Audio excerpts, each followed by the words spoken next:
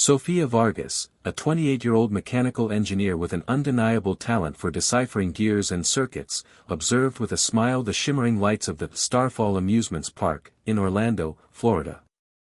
It was a Friday night, and the park was packed, echoing with the laughter of children and the clinking of coins in the arcades. Her routine was methodical: daily inspections, detailed reports, precise adjustments. She loved the order of machinery, the predictability of the mechanical. That night, however, a strange sensation lingered in the air, a shiver that had nothing to do with the gentle breeze of early summer. As she checked the torque of a bolt at the base of the Wheel of Wonders, the park's imposing main Ferris wheel, Sofia felt a chill run down her spine. It wasn't the usual coldness of metal beneath her fingers, it was a cold that came from within, a kind of premonitory echo. The children's laughter, once melodic, began to sound distorted, almost shrill. The smell of popcorn and cotton candy, which always comforted her, suddenly seemed nauseating. She looked up at the colorful cabins, ascending and descending in a hypnotic rhythm, and a wave of dizziness washed over her. Suddenly, the world around her dissolved into a blur. The Ferris wheel, majestic and unyielding moments before, began to groan, a high-pitched, metallic sound that pierced her ears. The lights flickered frantically, and then, with a deafening snap, the support cables gave way. The scream that followed was a unison chorus of pure terror as the cabins plummeted, smashing against the ground in a brutal impact. Sofia smelled twisted metal, and the vibration of the crash resonated in her bones. The laughter of innocence transformed into screams of agony, and darkness swallowed everything. With a gasp, Sofia's eyes shot open. She was back at the base of the Wheel of Wonders, the bolt still secure in her hand. The Ferris wheel lights shone normally, the children's laughter echoed without distortion, and the sweet smell of popcorn filled the air. But the vision was seared into her mind, so vivid, so real. Her hands trembled, and cold sweat beaded on her forehead.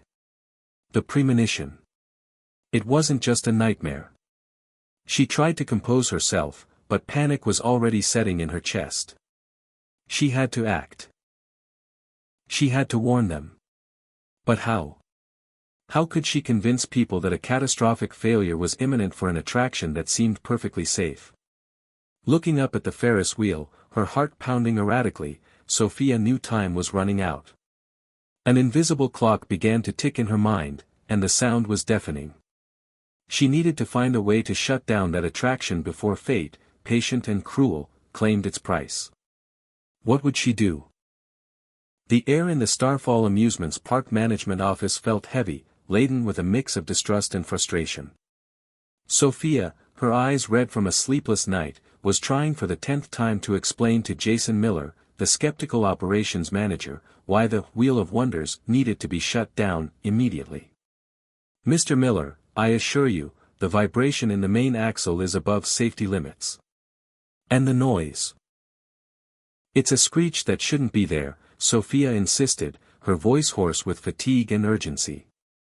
Jason, a burly man with an exhausted look, rubbed his forehead.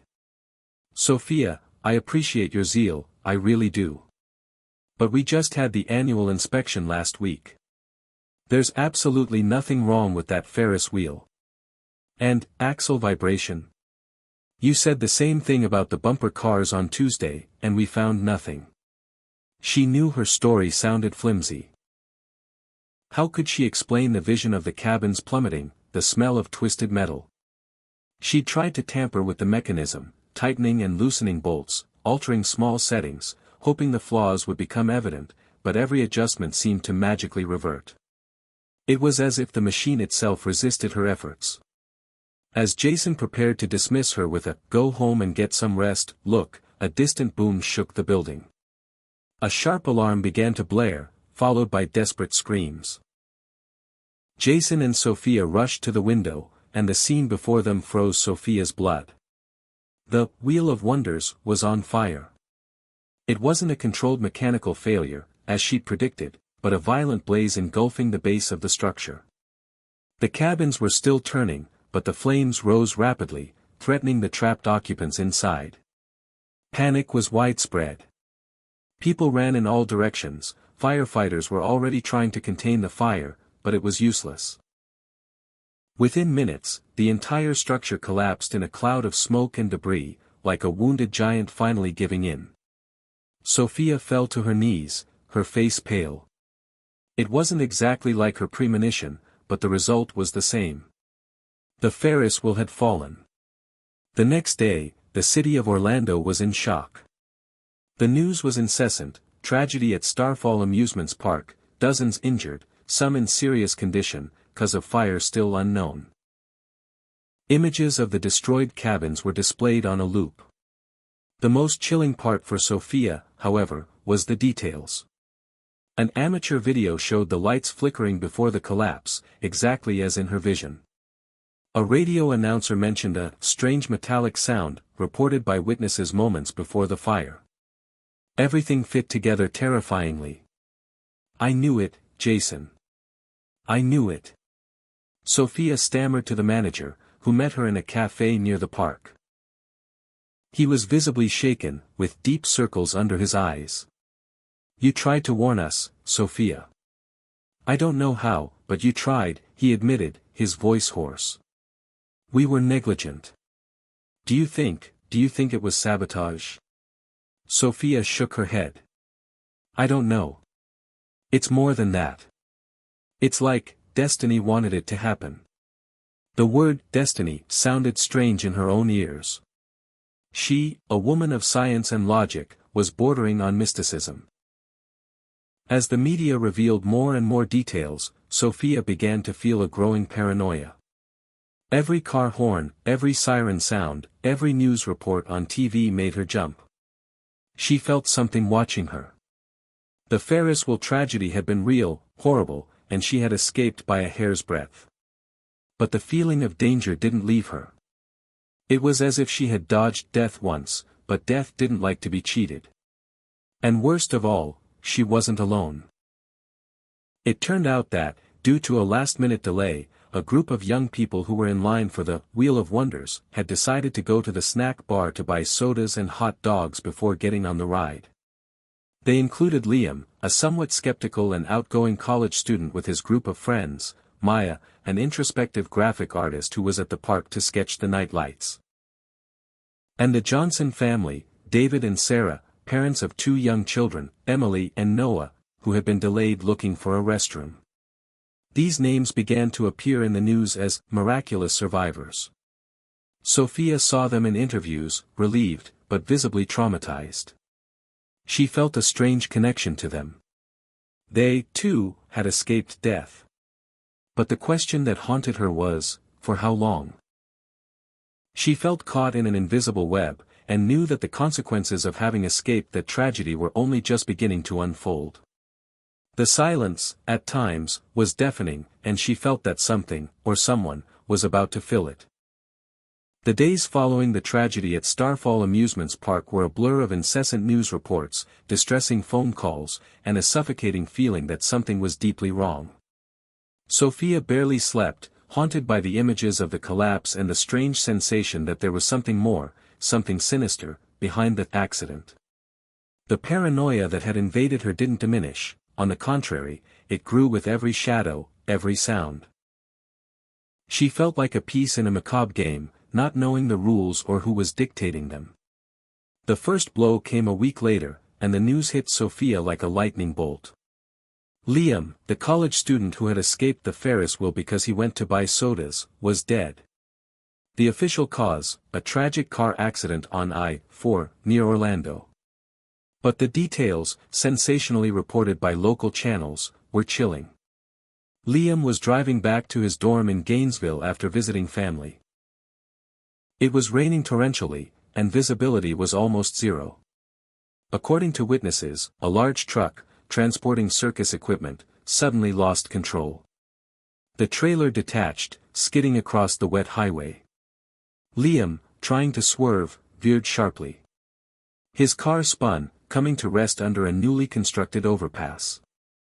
And then, as if orchestrated by an invisible force, one of the concrete pillars of the overpass, already reported to have cracks, but neglected, gave way. The structure collapsed, crushing Liam's car. There was no chance. A snap. A muffled scream. And silence filled the air. Sofia watched the news report with her heart in her throat. It wasn't just an accident. It was a sequence of improbable events, a perfect chain reaction for a fatal outcome. The rain, the runaway truck, the pillar giving way at that exact moment, everything seemed calculated. Destiny, patient and cruel, had finally completed its cycle, Sofia murmured, a phrase she didn't even know where it came from, but which resonated deeply in her mind. She picked up the phone and called Jason Miller, the manager. "You saw what happened to Liam, didn't you?" she asked, her voice almost inaudible.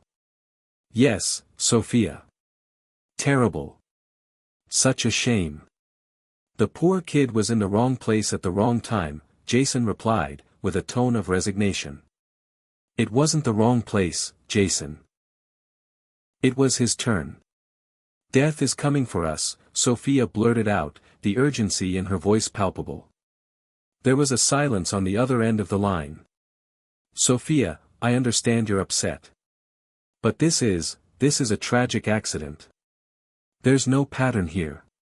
Jason, despite having witnessed Sofia's previous premonition somewhat materialize, was still a man of facts and logic. The idea of pursuing death was too much for him. But for Sofia, the pattern was becoming terrifyingly clear. First, the Ferris wheel. Now, Liam. Both escaped an imminent disaster, only to be caught by a series of macabre coincidences. It wasn't a coincidence. It was a pattern. She felt something watching her, waiting patiently, to collect what it deemed due. And if Liam was the first to be collected, who would be next? The question hung in the air like a cold mist, and Sofia knew the answer would come, sooner or later, and in an equally brutal way. The race against the inevitable had begun. Liam's death was no accident, not for Sofia. Her engineer's mind, accustomed to unraveling systems and predicting failures, was now obsessed with tracing a pattern to the sequence of events that haunted her. She scribbled diagrams in notebooks, taped newspaper clippings to the wall of her small apartment in Kissimmee, and incessantly reviewed news reports about the park fire and Liam's accident. There was a distorted logic, a macabre symmetry that kept her from sleeping. She listed the involved, the miraculous survivors, herself, Jason Miller, who, while not on the Ferris wheel, was directly linked to the incident, Maya, Liam, and the Johnson family. Liam, the first to somehow escape, was the first to die. This couldn't be mere coincidence. There was an order, an invisible cue for death. Who's next? The question echoed in her head, pulsing with a feverish urgency. If Liam was first, who came after him in the almost dead line from the Ferris wheel? Sofia called Jason. "I need the passenger list for the Wheel of Wonders from that night, Jason.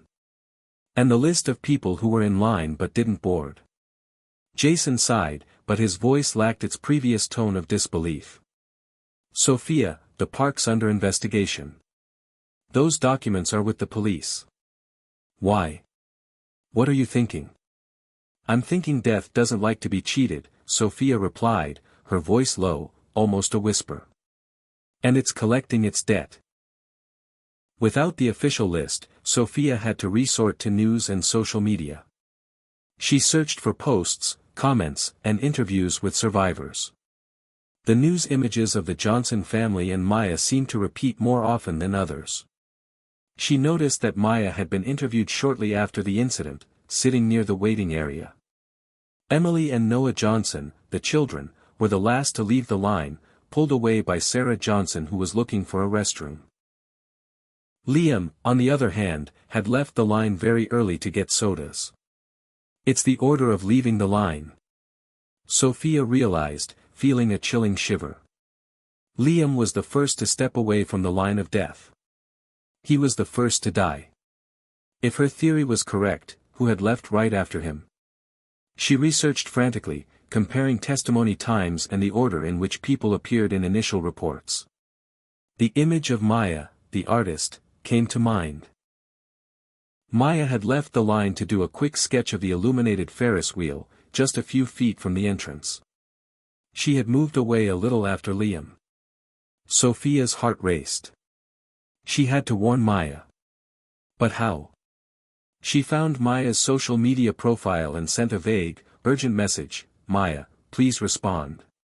You were at the Wheel of Wonders on the day of the fire. Your life might be in danger."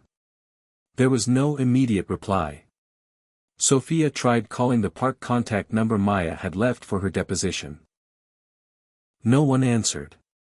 Time seemed to slip through her fingers. That same night, the news came.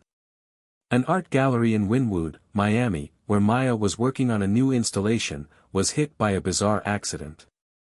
A crane, being used to hoist a massive metal sculpture onto the roof of the neighboring building, failed. The steel cable snapped, and the sculpture plummeted. Instead of falling onto the street, the object, somehow inexplicably, slid sideways, tearing through the gallery's roof. Maya was inside, finishing her work. She was crushed beneath the twisted mass of metal and glass. Sofia collapsed onto the sofa. Another death. Another series of coincidences, perfectly aligned to ensure the end. The crane, the snapped cable, the sideways shift of the sculpture, it was as if an invisible hand was guiding the events.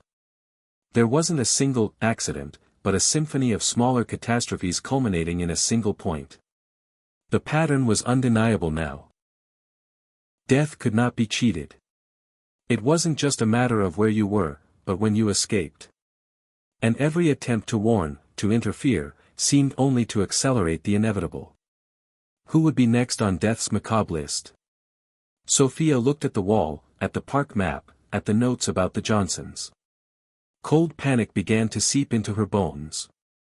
The race against time was now a race against inevitability. Sofia's mind was in a spiral.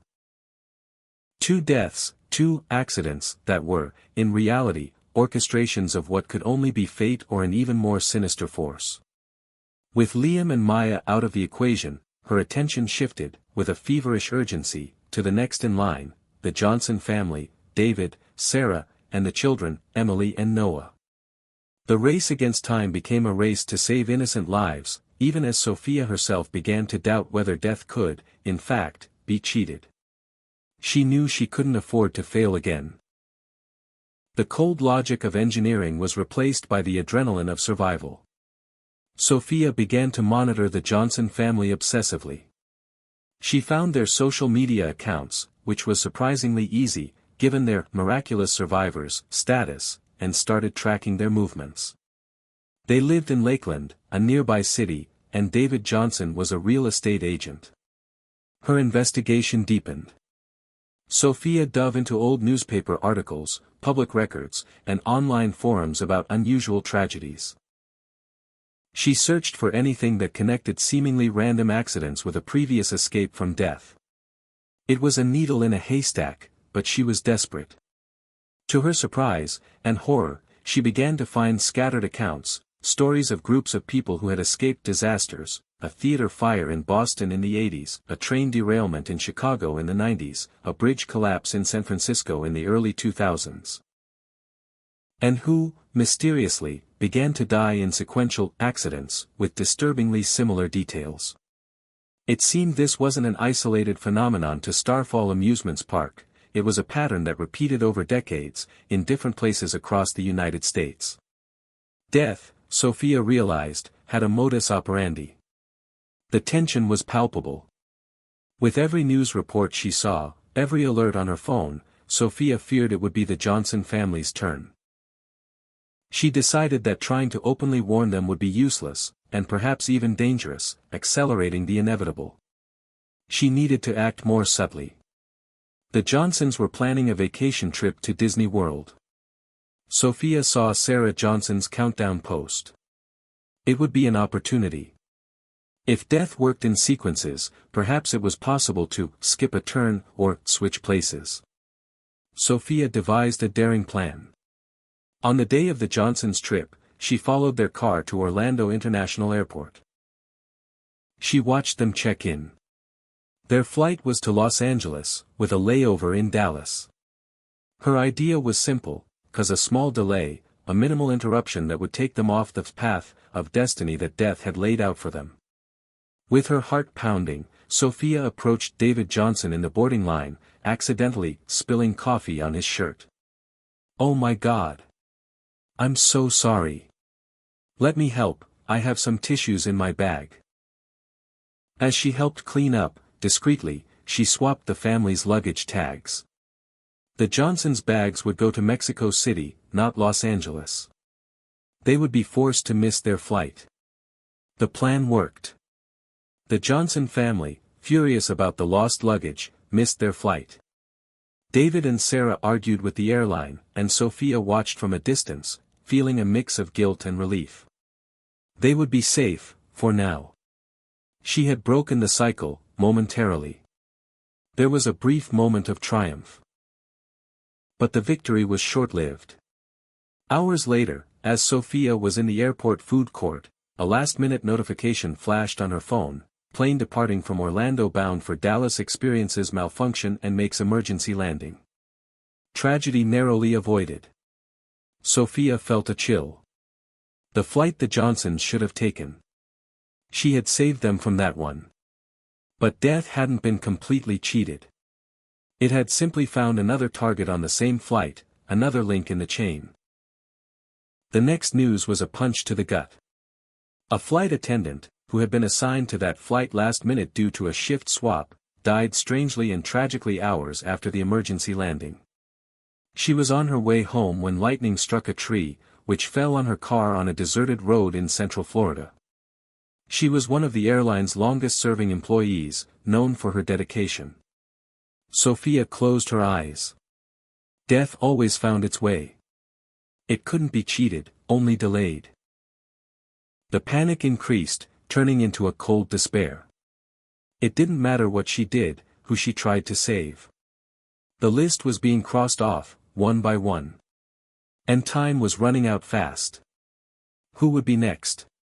The question was no longer whether the cycle would be broken, but who would remain when it finally completed itself. The flight attendant's death cemented a terrifying truth in Sofia's mind: trying to cheat destiny was futile, perhaps even dangerous. Every attempt to divert the cycle only resulted in another victim, a substitute. Now, only she and the Johnson family remained. But which one of the family would be next? The order of leaving the Ferris Wheel line placed them as the last in the line of fire. Sofia felt a shiver. If they were last, that meant that, after them, it would be her turn. Sofia's paranoia reached a new peak. She could no longer stay in her apartment. Every shadow seemed to move, every creak in her floorboards was a warning. She moved to a cheap motel on the outskirts of Orlando, paying in cash, leaving no trace. The need to protect the Johnsons was a flame consuming her, mixed with the terror of her own impending expiration date. She monitored the family relentlessly, using her tech knowledge to track their movements through public devices and local news. She discovered that, after the airport scare, the Johnsons had decided to take a reality vacation at an isolated cabin in the Ocala National Forest, a remote and seemingly safe place. Safe. The word mocked her. Nothing was safe. Sofia knew she couldn't approach the Johnsons directly, they'd likely see her as a lunatic, maybe even a threat. She needed one last daring plan, something that didn't involve diverting death to someone else, but rather breaking the cycle once and for all. But how? The answer came from an old news report about one of the death patterns she had discovered: the group of survivors from a bridge collapse in San Francisco. Two of them, the last ones, had tried to flee to a completely isolated location, a mountain cabin, with no communication with the outside world. They had survived for years before being found dead in a bizarre domestic accident situation. The crucial detail: they were alone. Death seemed to need a stage, a sequence of events to manifest itself. Sofia's plan formed: neutralize the stage. If she could keep the Johnsons isolated, far from any scenario death could manipulate, cars, planes, structures, even falling trees, perhaps they could buy time. Or, more radically, if she positioned herself as the only remaining target, drawing attention to herself, they might have a chance. She rented a car and drove to the Ocala National Forest. She found the Johnsons' cabin, hidden among the trees. There, Sofia set up camp at a safe distance, observing them. Her presence there, she believed, could serve as a lightning rod, new, closer link in death's chain. Days dragged on, tense and silent. The Johnsons seemed happy in their isolation. Sofia felt every second pass. She lived defensively, sleeping little, with one eye always open for any sign, any event that could be the trigger. Then, on a sunny afternoon, David Johnson and the children, Emily and Noah, decided to go for a hike in the forest. Sarah stayed at the cabin. Sofia's stomach clenched. This was the opportunity death would be waiting for. A forest, trees, uneven terrain, perfect scenarios for an accident. Sofia ran, staying hidden among the dense foliage, following the Johnsons. Her heart pounded in her chest. They walked through an area with towering, old trees. Sofia felt the air grow heavy, the silence become deafening. She heard a creak. Not from the forest, but a mechanical sound, a distant echo. She looked up. A small plane, flying dangerously low, seemed to be experiencing engine trouble. It was spewing black smoke and heading towards the trail. Not towards the Johnsons, but towards Sofia's position. One last daring plan formed in her mind. It was suicide, but it might be the only way. She started running, desperately, not to escape, but to place herself directly in the path of the falling plane. If death wanted a target, she would give it one. She screamed, hoping her scream would drive the Johnsons away, drawing attention to herself. The sound of the plane became a roar. The trees trembled. Sofia closed her eyes, ready for impact. And then, nothing. She opened her eyes. The plane was visible, but it had changed course at the last second, passing over her and crashing into a lake miles away, leaving no significant traces of destruction near the trail. The Johnsons, startled, hugged each other. Sofia was alive. Completely unharmed. She had survived. Again. It was a false sense of security. She knew it. Death had tried, but failed in its last attack on the Johnsons and herself. For now. She watched the Johnson family, who were beginning to head back to their cabin, and a chilling thought struck her.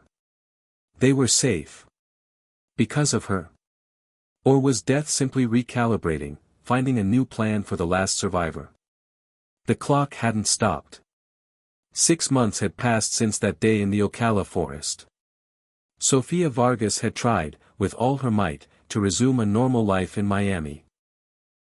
She'd landed a new job as a safety consultant for smaller amusement park systems, a role that, ironically, kept her far from high thrills and Ferris wheels. The Johnson family was safe, or so it seemed. News about them had ceased, and Sofia allowed herself, for the first time in a long while, to breathe. The paranoia had diminished, replaced by a profound weariness, but also by a strange, fragile sense of victory. She thought that, maybe, just maybe, she had managed to cheat destiny. She'd rented a small bungalow near the beach, with the sound of the waves as a constant melody, hoping to ward off the ghosts of the past. She tried to convince herself that the accidents were just that, macabre coincidences, and that her premonition was merely post-stress trauma. One sunny Saturday morning, Sofia decided to go to the local farmer's market. The scent of fresh fruit and flowers filled the air, and the cacophony of lively voices was a welcome contrast to the oppressive silence in her mind for the past few months. She smiled at a juice vendor, picking a freshly squeezed orange juice. As she walked among the stalls, something caught her eye. Atop one of them, an old record player spun a cheerful, slightly off-key tune. It was a familiar melody, one of those old amusement park songs. Sofia felt a shiver, a slight chill. She ignored it. Coincidence, she murmured to herself. Further on, she stopped at a stall with handcrafted wooden toys. One in particular was a perfect miniature of a Ferris wheel. It was beautiful, intricately carved. Sofia picked it up, feeling the weight of the wood in her hand. Suddenly, the record player at the juice stall hitched, and the sound of the music dragged, seeming to come from within the miniature. She abruptly dropped the toy. The familiar creak. The snap. Her premonition. Nonsense, she chided herself. You're tired. Stressed. She decided to leave. She needed fresh air. As she walked away from the market, the sky, previously clear blue, began to darken. Heavy clouds formed in a matter of minutes, and an unusual gust of wind swept through the streets, kicking up dust and debris. A distinct smell of rusty metal hung in the air, overpowering the scent of flowers. Sofia quickened her pace, feeling the same sense of urgency that had haunted her for so long. She looked up. Atop an old three-story building, a large neon sign, advertising a vintage, Joyland Arcades, was swinging dangerously. The bolts holding it to the wall seemed to loosen with each gust of wind. No, not again, she thought, panic resurfacing. The sign broke free with a sharp screech, a sound that echoed the Ferris wheel's groan before it collapsed. Sofia ran, her heart pounding erratically. She wasn't running away from the sign, but underneath it. It was as if her feet had a will of their own. The sign plunged. A snap. A muffled scream. And silence filled the air. Destiny, patient and cruel, had finally completed its cycle.